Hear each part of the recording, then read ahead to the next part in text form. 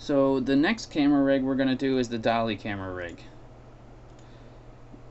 We're going to delete this null. It changed back to the null name. I don't know why. We're going to create two new null objects. And I'm going to just create a new camera so we can start fresh. I'm going to put the camera below the nulls. And this null is going to be called crane, or you can call it pedestal. It's just the name of the camera move. And this one is going to be called track. Make them 3D again. And what you want to do is, this is going to simulate a track, like a railroad kind of track on the ground, and it's going to simulate a dolly camera movement where the camera is on a tripod on the track moving towards the object or away from the object, or side to side if we need to. And then we have this crane here to simulate elevation in case we need to move the camera up and down, and it's a lot easier.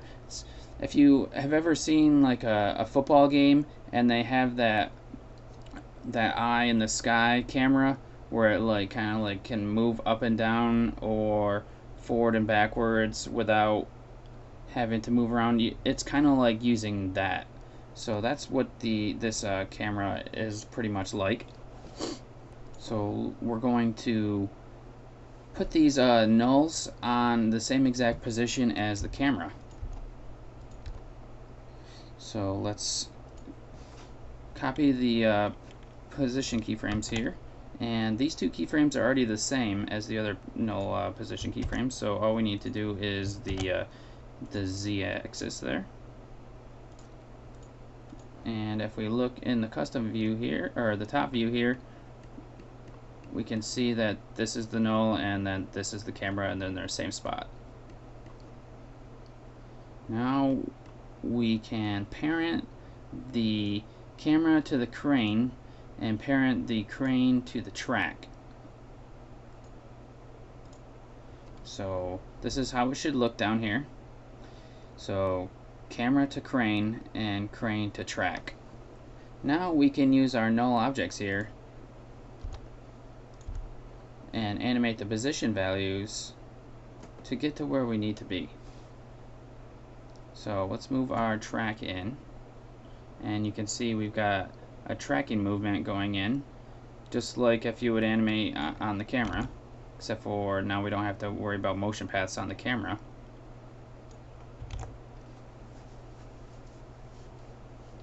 And now we can use this crane here to use the y-axis to use for elevation. So let's do a simple camera move here. We will set this to where we need it to be. So let's put him in the middle with the crane there and keyframe it, and then I'll move the tracking movements here and set that position. And now we'll come in a few keyframes and zoom in. We'll track in actually both ways, and then our crane looks fine. We can move it a little bit if we need to, and there we go. I'm RAM previewing it right now so you can see what's going on. You can see it's a nice smooth animation. Usually at the end of your animations you probably want to make them easy ease keyframes so it looks more correct. And there you go. So that's how you set up your rigs. Notice that you use the crane here for moving up and down, and the track for moving in and out or left and right, kind of like how you would use these tools here. And that way the keyframes don't get all messed up with each other and interact in ways that you don't want them to, and you don't have a bunch of different keyframes. So I'm gonna end the tutorial here for the camera rigs. We learned the orbit camera rig and the dolly camera rig, and you'll want to have two separate rigs if you need to use both of them in your cameras. When people are filming in a movie or something like that, they're not going to use both at the same time, so you're going to often switch camera views. Like, you're going to have a cut in between your scenes, so that way it looks realistic and correct. So thank you for watching this tutorial. I hope to see you on the next tutorial, where I'm going to go over tips for animating your camera that I did not go over in the other tutorials.